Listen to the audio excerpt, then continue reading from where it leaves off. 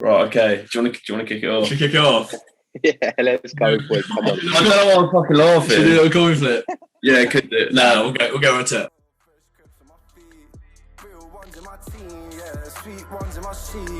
Come through with the steez now. Everybody wants a piece. Look. My new thing coming like Magnum, looking all sweet when I take that top off. My gun pristine from the coat to the crep, them man, they're wearing some knockoffs. Just me and the guys in the back of the rag, got the windows up for the hot box. My work rate Fernandinho out for the cream and I'm grinding non-stop. The beautiful Harry Crane, what a man. Thanks for having me, boys. Thank you. No worries. It's a pleasure. Great having you on. Joe, should we get right into the trivial questions? I feel like we always get right into the trivial questions. So, Come on, I'm ready. What is your favourite TV show? I researched these a bit, yeah. So my favourite of all time is Sopranos, without a doubt. Yeah. Easily my favourite. I've just finished watching it for like the second time. With the first couple of seasons with my parents, and then came to uni. Don't have Sky up here, so I've kind of nightmare. How when many? you're back home, you've got to get on it. I think there's 6 seasons. It's 6 seasons. absolutely brilliant. Yeah. Is It's it a bit long-winded, but you get. I was going to say that. Is any season better than any other, or is it just all consistently decent throughout? Yeah, it's all good. I would say it's all. Yeah, I definitely watch it all through. It's mad. It's definitely my favourite. Yeah, for sure. I've seen the first couple of seasons, and I can vouch for them. So, right, yeah, man. Harry, favourite film?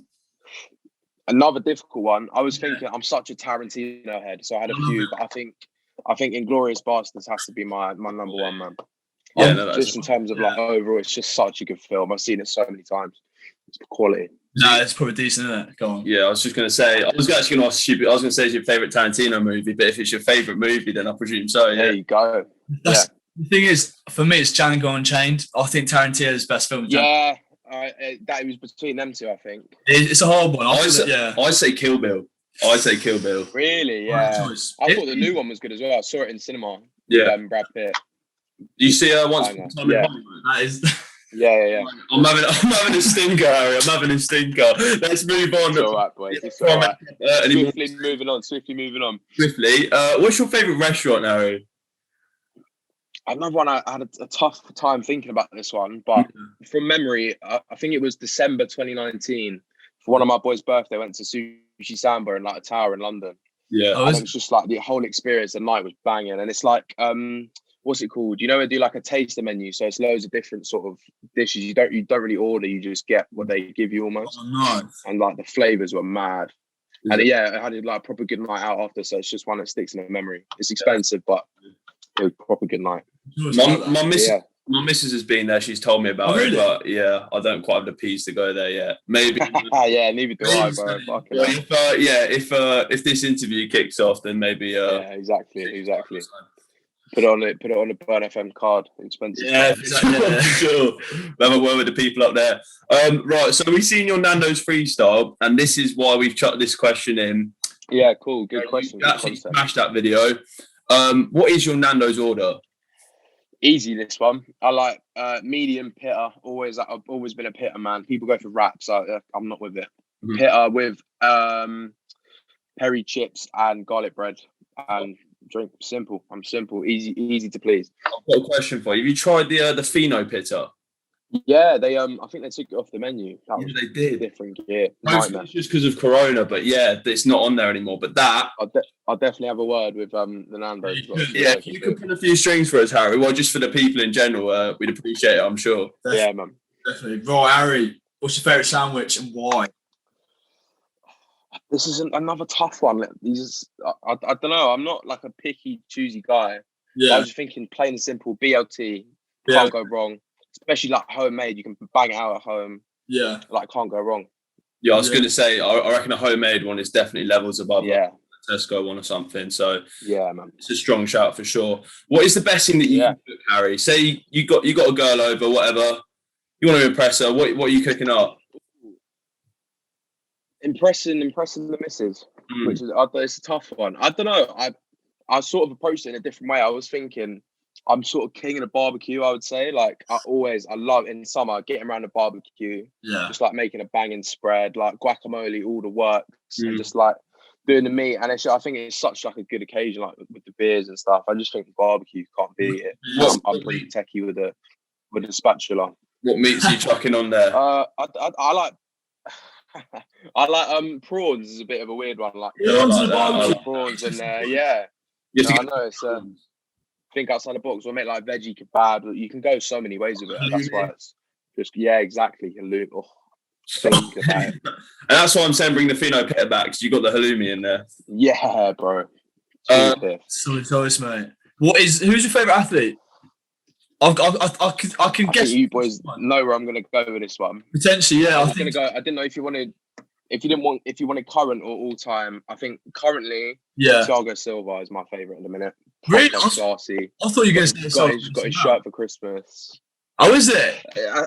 Yeah, man. I think I obviously love Mace. I think he is our best player at the minute. But just having like Silva, and it's just unreal. Like watching him, I think he's the second best centre back in the Prem at the minute.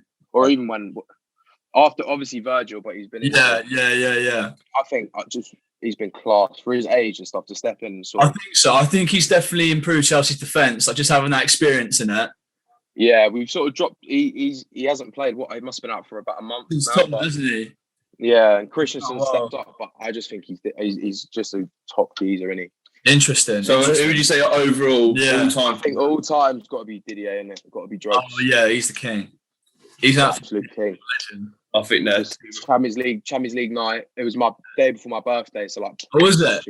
Yeah, what was your reaction to that Champions League victory? I think I was just crying. I must have been more. It must have been like 13, 14. I was in tears, mate, honestly. Yeah, trust. Absolutely. Probably best footballing night of my life, definitely, man. Oh, hands down, mate. Sure. That's quite peak. I'm thinking about what the best footballing night of my life is as a Derby County fan. Probably that game against Leeds. Probably beating Leeds, yeah, man. Yeah. And then we bottled it at Wembley, but, there we go. Harry, who is the most famous person you have met? I was trying to think of this. I think I've met John Terry when I was younger. He signed my shirt. I must have been 9 or 10 or something really young. And I met like Aaron Ramsey at a restaurant, a few other footballers. And I also met Maya Jama when I was at, Dalston Rooftop in like East London. They used to do like weekly events.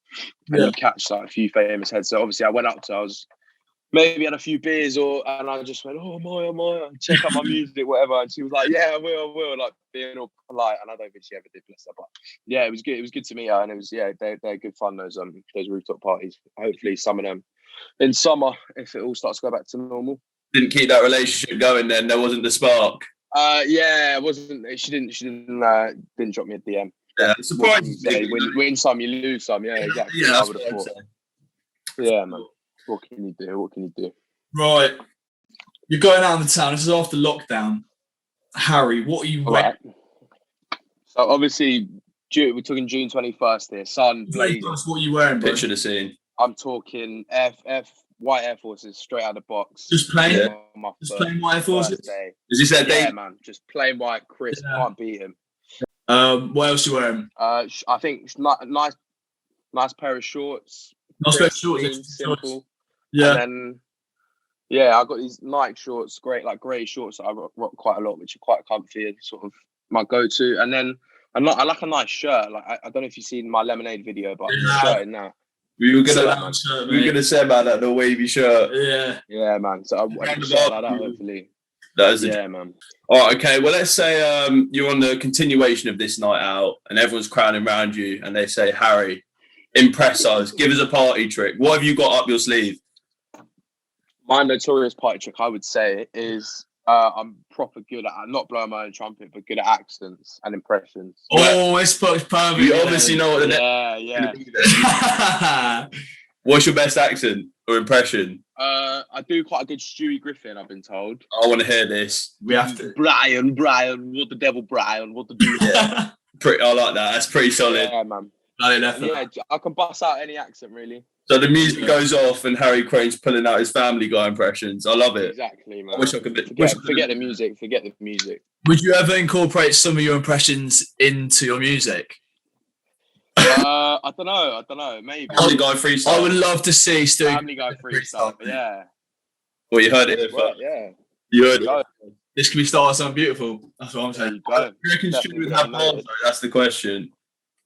Yeah, I lie. I don't know. We'll have to see. We'll have to see. Yeah, that's definitely one for the future. In preparation for the 21st, I know the barbers are opening before. What are you asking at the barbers for the 21st of June? As you can see, my trim at the minute is pretty dismal. So Everyone's. I'm normally a skin fade, short back and sides. Yeah, definitely. Cropped on the top, but it's got a bit mental in lockdown. This is probably one of the best it's been as well, compared to the absolute horror shows. But yeah, just I'm nice, simple. Just keep it clean for summer as well, especially. How have you maintained the trim throughout lockdown, or have you just let it run wild? I've bought a pair of clippers. I've been doing my dad's hair because it ain't got much. So it's just a bald like all over, and then I've been letting him do my sides. But yeah, it's a lot of hats, a lot of hoods. Yeah, hoods, man. Not a lot going on really, but yeah, can't wait for barbers. Oh, April 12th is it? So I think it's April 12th. I put mine in for the 24th of April. Can't wait. It's like wait, Christmas, isn't it? The countdown. Yeah, mate. Honestly. All right. So let's say you've just had that fresh trim. All right. It might be Maya Jama, it might be someone else, but who is your celebrity crush? All right. This is a tough one for me. Now, I've got one I always go with, and I'm going to go with it. I think you know Emma Stone, the actress. Mm-hmm. Oh yeah. In Spider-Man when she's blonde, playing Mary Jane. Oh, mate. Absolutely. I can see that. I get a lot of hate. Not a lot of hate. But it's not really a bait one, and it's a bit of a rogue one. But I know what it is. I appreciate you haven't said Margot Robbie or Maya Jama, to be fair. It's just a bit obvious, isn't it? It is obviously Margot Robbie top tier and Maya Jama, but I don't know. It's a bit. You see Maya and you thought, nah, I'm all right. Yeah, I know. That bit of it. You got a track called "Need Somebody." Do you think that Emma Stone fits the track of the expectations you have when you talk about a girl that needs somebody? Yeah, I think she's got really good. What comes across as like a really nice girl. So yeah, I can see that. So you were, man. That was an indirect. Hopefully, yeah. One day it'll pan out, man. Her and Maya Jama will be in them DMs, man. I trust that. Soon come, boys. Harry, what is your best joke that you're telling to Emma Stone? You already be honest. Baby shirt. She loves the short. She's loving the trim. She's loving the Stewie Griffin. She's all over it. I've done the Stewie. I reckon just a few impressions. I'm not really a joker like that. Yeah. I think I am a joker. I'm not one to bust jokes like knock and all that. Yeah. I reckon just the charisma, the personality. Knock it out of the park, man. But there's a little bit more to that than just a rehearsed joke. So yeah, exactly. I'm not one to sit at home in the mirror rehearsing jokes for the ladies. So yeah, well, I appreciate that. All right, one final question before we get into your first song, Harry. I don't know how bait you want to make this, but what is one thing that you wouldn't want your Marjorie to know? I had a look at this one, and to be honest, I think if we're going up on Friday, she might be listening. So I'm just gonna say. Some uni antics that everyone gets up to. She's not gonna know about. No one's ever gonna know about. Yeah. So yeah, just that. Just a good time at uni. She knows. Maybe she knows that she doesn't need to know. Right. What is nice. The day in the life of Harry Crane? Are we talking like now or pre-pandemic? Both. Yeah, we'll say both. Now's not a lot really. Roll out of bed at whatever hour. Yeah. Go for a walk. Not a lot. Watch some telly, read a book, try and write some tunes where I can, have a look for some beats or whatever. Yeah. It's pretty boring, same old stuff. And pre-pandemic, I was actually finishing uni when it all started. So it'd just be pretty similar. I was in Nottingham, so nice. Get up, go to uni, come home, a few drinks. Bit of football, ideally. There's a bit of Wednesday night football on or something like that. Always. Yeah. It's a bit of FIFA as well. I've been smashing the FIFA recently. Politics. Oh, jeez. Yeah, man. Hard degree that. Yeah, it was tough. It was enjoyable though. Yeah. The experience is decent for sure. Do you feel that lockdown has helped you in terms of productivity? Like, you said that you write music when you can. Do you think that helped? Or I think. Yeah, go on. I think the first lockdown was all right. Yeah. Because it was sort of, I sort of was forced to be productive for sitting there not doing much. And it was also nicer weather. So you're in a better headspace. But I've just felt like, especially this one, it's just dragged on for me. And it seems like just waiting to get out now. And I'm really struck because not a lot's happened to me to write music about. Do you know what I mean? So it's sort of hard to get creative in that sense. I mean, yeah. So it's a difficult one. So it's sort of yes and no. I feel like the only kind of form of escapism is literally just going for a walk. Yeah, literally. And that's like smashing the walk. So it's kind of mad, like compared to before the pandemic, how just I know. Going on a walk. Euros. Yeah. It's gonna be like. What are you doing? I can't wait. You got any plans? I don't know. I work at like a pub sort of restaurant place, so usually I'll be working. But if I can take the time off, I'd love to go down to like Box Park or somewhere where it's all like loads of people just buzzing around. Yeah, for sure. Watch a few games. Who do you reckon is going to win?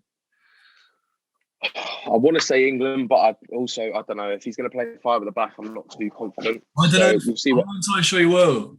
We'll see what happens in the next because it's international break next week, isn't it? Very true. I think Portugal, like Bruno, Ronaldo. They got a good strong team. Like the squad is deep. Yeah, they're sort of a bit underdogs as well. So I think Portugal would do. Anyone would do well to beat them. And they got Rodri as well. He's been playing quality recently. Diaz. Yeah, tons of players, man. Cancelo. Yeah, Cancelo. The stat Bernardo, like it's ridiculous. Well, hopefully England can get to a respectable position. Yeah, I'd be happy with semis, to be honest. With the squad we have, we should be getting there. But sure. It's just tough, isn't it? You never know. And I also hope that if it's hosted here, that'd be wicked. I think we're talking about it. But it's so nice. Yeah, literally. That'd be great for everyone in summer as well. Get the spirits up and stuff. I think it'll definitely make up for that. I mean, I know it won't make up fully for the whole year we've missed, but it will be a good way to start things back up for sure. 100%. Sweet. All right, let's jump back from football to music. So, Harry, what was like your reason for starting to make music, starting to make tracks? I was always like a big hip hop. Well, to be honest, all music, I was just always I used to get told off at school for having my headphones in when I shouldn't. Always just listening to music. It's just always been such a big part of my life.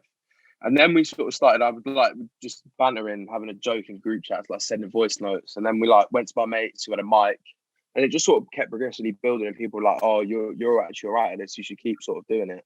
And it just sort of rolled on from there. And made my first project back in, I think it was 2017, and then we just kept building and building, and grateful to be where I am today. I was making that first project. It was good. I was definitely young and quite naive to sort of everything, but I'm still proud of it. I think I've come a long way since then, obviously, but it was good. I used to go to Roundhouse, shout out Roundhouse in Camden, where it was £2 an hour to record with all this good equipment for under 25s. So it was obviously trying to get all kids in studios and stuff. It was good. It was really good recording it there. Yeah, so good. You definitely have to respect your early work because it's all process, isn't it? From start to finish. Yo. All right, we're back. I think our Wi-Fi just completely dropped out. It was actually quite mad, mate. I actually came out. I actually spit a couple of decent bars then. I wish you'd heard it. So there. I've never heard anything like it. Beautiful. Honestly. Oh god. Oh well. I'm too nervous to do it now. I think we'll have to leave it in the past, isn't it? Right, back into it. What is the best performance that you've given? Ooh, like you said, I thought my Nando's one was pretty good. That was definitely obviously it wasn't really a crowd. It was just the other artists and people that were there behind the scenes. It was good, but I'd say pre-pandemic with a crowd. Yeah. Performed at Notting Hill Arts Club once. That'd be sick. About 2 years ago. These guys from Relentless Records, they put me on and did Suave, which is one of my oldest tunes and one of my first tunes, and just had the whole crowd singing, bouncing, and I didn't expect it because it's sort of one that it was probably my biggest at the maybe at the time, but definitely before. But then the whole crowd was just and it got about 5 or 6 wheel ups, and it was just such a good night, proper. That's when I first felt oh, it's mad. Yeah, how did it feel? Really singing it back to you, everyone getting gassed around. It's mental. It's not anything. You can't really describe it until you live it. And also, I've had a performance with a live band behind you as well, and that was incredible. Like having a band, learning and playing your songs is it's such a good feeling. Yeah, Danny Sanchez said the same thing about when he went over to Copenhagen, saying that when it's actually being played back to you live, it's ridiculous. Yeah, it's not like nothing else. It's so good. It proper gets you bouncing, and it's proper sick. I think for me, if I had put so much effort into making music, that would be the moment that I realised it's all been worth it. Yeah, exactly. When you hear a live band playing your tunes, it's and just the reaction from the audience. Yeah, I mean, we listened to your Nando's video last night. We thought it was quality. Yeah, it is good. It was good. It was a really good day. Yeah, good day meeting other artists and stuff down there. It was proper. Yeah, shout out to Nando's for that. It was get any free much? Yeah, we got free Nando's for all the crew of the day as well. And we went out for a few beers after those. So yeah, proper. Quality. Good day out. Yeah, man, proper. Yeah, it's a sick day out. Right, next question. So, it's kind of a long question. What was the creative process and the experience behind making Keep Your Head Up? Well, we had like it in the pipeline for ages because I think I dropped Lifestyle, my first like project on streaming in 2018. Mm-hmm. So it's all been building up since then. And I had a lot of stuff written, and like I went to Pirate. Do you know Pirate Studios? There's like a few dotted around. Went to there, recorded had a few sessions there. And then we were just like, I just proper wasn't feeling it. Like, shout out to Pirate. It is a good spot, but the one we were at, it was just a bit like, there's no one like to look after you. It's quite sort of dark and dingy. I wasn't feeling that creative. Mm-hmm. So we switched over to Noah Tune, which is a studio in East, which is my new studio now. Shout out them. The great guys down at Noah Tune. And we just recorded the whole thing again there. Just had like a few producers come in, a few beats that I had off YouTube and stuff, and just laid it out track for track and just got the artists in, had like a few drinks, and just it was such a good vibe in there. Like they're so chilled and laid back. So go on. Yeah, I was going to say, what do you think? Because I don't think anybody that we've spoken to has really talked about this so far. So what is it that makes you gravitate to one studio over another, and does that have like a real impact on what you make? Yeah, I think sort of the new. We were looking for a few places. Like obviously, I'm Northwest London based, so East is still quite a trek to get to. It's like 45 to an hour. But I don't know. It's just like such a bright and airy space. Like they give you like free water and stuff when you go in. Just like when you feel like wanted and you feel appreciated. And it's got like a proper nice vocal booth and stuff. So yeah, it's just like that feeling of sort of where you can create comfortably and like bring a few friends around and whatever. Yeah, it's definitely where I go again. Definitely go record there again. Yeah. Well, I was going to make the point that environment does impact your creativity, and obviously, if it's a lot better, then you're going to produce a lot of decent tracks. Exactly. I was also going to ask the question, mate. You on a couple of tracks on the album, you talk about haters and a lot of negativity. Is the album title and the song title within the album "Keep Your Head Up" in response to these haters and negativity? It's sort of a lot of things, really. I would say, like a lot of my lyrics prior to this album were sort of like, flashy clothes, girls, cars, whatever. Yeah. And sort of a lot like it can't resonate with especially like people that are listening, sort of my age, like London, whatever cities like Birmingham, obviously Leeds, like young people around there and uni students.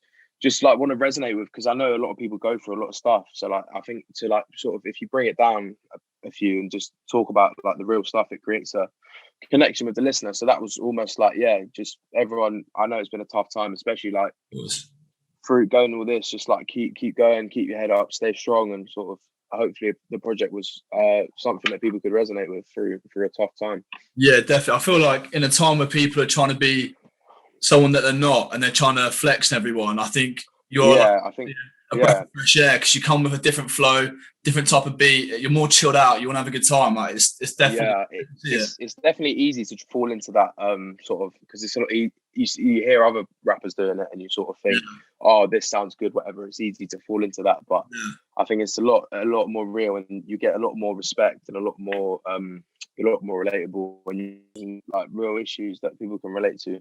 Mm-hmm. Mm-hmm. Yeah, no, I think having that balance is essential for sure. You mentioned just then about the album that you got some of the beats from YouTube and stuff. I've seen in like an article before that you went through YouTube and just listened to loads of instrumentals. What makes you decide an instrumental, and why do you like it? What's the reason behind it? It's quite a tough question. I find a lot of people will be like, don't use YouTube beats, whatever, because you can have an issue with sort of other people can use them, whatever. Yeah. But I don't know. Since I've been starting making music, I've found like always like just scrolled through like hundreds of beats looking for stuff, and I think I've got a good ear for it. And if you find like a couple of good producers, then I think it's like, because I'm very picky with beats. Like I have loads of people send me beats, and like it's not that they're not good. It's just like, if it's not for me, like I'll just tell you straight up, like it's not for me. So sort of allowing me to find what I want. Sort of the only way that would change is if I started producing, or like sort of got, do you know, like Frankie Stew and Harvey Gunn, how he's got his own producer like to do everything with him, which I think is he's so lucky. They're probably my favorite artists at the minute. Yeah, they are sick. So something like that. But I don't know. I find the value of YouTube beats is it's underrated, and you can definitely, there's good stuff to find out there. There's a lot of talented producers out there. Is that anything that is, or is that something that you'd look to do in the future, where you produce your own beats? Yeah, I'd like to work with one or two producers on like a whole project. So it's more rounded, rather than, because YouTube beats are good, but if you use a couple of different producers, it's sort of a different sound. So, which isn't a bad thing, but it's less of a coherent album, which is the next step, hopefully. So yeah, working with a few producers, and I suppose now's as good a time as any to learn production, but I don't know, I just haven't sat down and properly gone for it. But I suppose in the future, it's long, and it's for sure. Yeah, it's credit to producers, because it takes a lot to get good at that. Yeah, for sure. Right. All right. This is a little bit of a less deep question, more of a fun one, just regarding music. Which 3 artists, Harry, would you have out of anybody on your next album? I was thinking about this. Number 1 is Post Malone. He's like, obviously one of the biggest in the world. Yeah. And it's sort of like not one I would go for, because I haven't really been listening to him, but like the last few months I've been listening to his like all of his stuff, and I think he's such a good artist. Like he's all rounded, like he's such a good singer, and like I just think to have work with that level of artist would just be unbelievable. Yeah, for sure. So yeah, that's my first one. Okay. Second one is Slowthai. I was thinking hard about this, and I actually used to speak to Slowthai, because we sort of came up and doing the same underground shows back in the day, and obviously he's rocketed to the top of the scene. So I always loved his music, and I always said, like, if the opportunity arose, I'd love to make music with him. And his latest album was incredible, I thought, production wise, and like he's just such a cool guy. What do you think it is that's allowed him to allowed him to rise that to the top, essentially? I think it's obvious talent. Like you can hear it in production. Like the producers he works with, Kwesi is one of them. He just like, they make just like incredible like production, and it's just he's just got bangers, and he's also very like anti sort of establishment, which I think a lot of people can relate to at the moment. Obviously, he did the fuck Boris thing at the thing last year. I think he's sort of like that, yeah. He's just sort of like a rebel, which I think a lot of people can relate with at the moment. So yeah, I think that's definitely kind of a new sound, like a punk hip hop. Yeah, it sort of blends rap and punk and all sorts. He sort of he's made it his own lane. So definitely, I think that he's probably at the top now, I'd say. Sure. Of UK. And your third artist, Harry? I'm gonna go for a producer. Yeah. I think in terms of production, I'd love to work with Calvin Harris one day. Calvin Harris. It's not sort of what I would do now, but I've always said I want to expand my genres. So like working with an artist like that is sort of same level as Post Malone. Just like anything they touch turns to gold, really. So absolutely. So yeah, something like Calvin Harris. That's a solid trio of artists. Yeah, man. It took me ages to think of that, because there's obviously so many. Big range too, man. Yeah, it's good. Sort of wanted to keep it a bit. For sure. Yeah, vary it a bit. So as you mentioned, you said that you listened to Slowthai, Post Malone. What other artists have you been listening to recently? I don't know. I've been varying it up a bit. A lot of like Lil Kana, but I controversial on Tory Lanez. I know there's been a lot going on with him at the moment, but Megan Thee Stallion, didn't he? That's the maddest thing I've read. It's crazy. It's a bit nuts. I can't. I know it's sort of been on and off again, sort of like weirdness, but he's always one I go back to. Danny, obviously, who you guys had on. Not only is he a mate, but he's like an unreal artist. I think he'll go right to the top as well.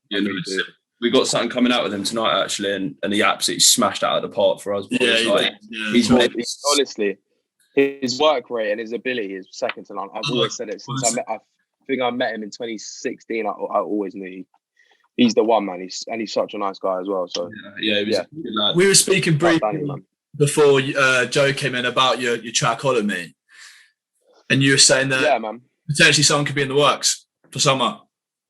Yeah, we're sort of. I want to change my approach because what I did with Keep Your Head Up, I sort of had everything written, had the beats before I went to the studio, and it was sort of quite a rigid like process of making music. Yeah. And I just thought if I can get like 4 or 5 different like artists and like a few different producers and just go and like create in a different way, I think it can sort of, it's a different approach, and I think it will make some good music. So hopefully, next few months, we're gonna get something through the door like that, and obviously want Danny to be involved. Big things coming, mate. Yeah, man, I'm excited for summer. Right, Harry. The final question before we get into the next song is another controversial one, and you can answer this however you choose. But which artist would you most want to rap battle with, and if not, go back to back with? Or you can give us both if you want. It's up to you. I actually have gone back to it a bit recently. I don't know if you boys know Don't Flop, which is like a rap battle sort of scene. Okay. Oh, boy, you check it out. It's wicked. It's sort of like What's it called again? Comedy battles. It Don't Flop. It's called. All right.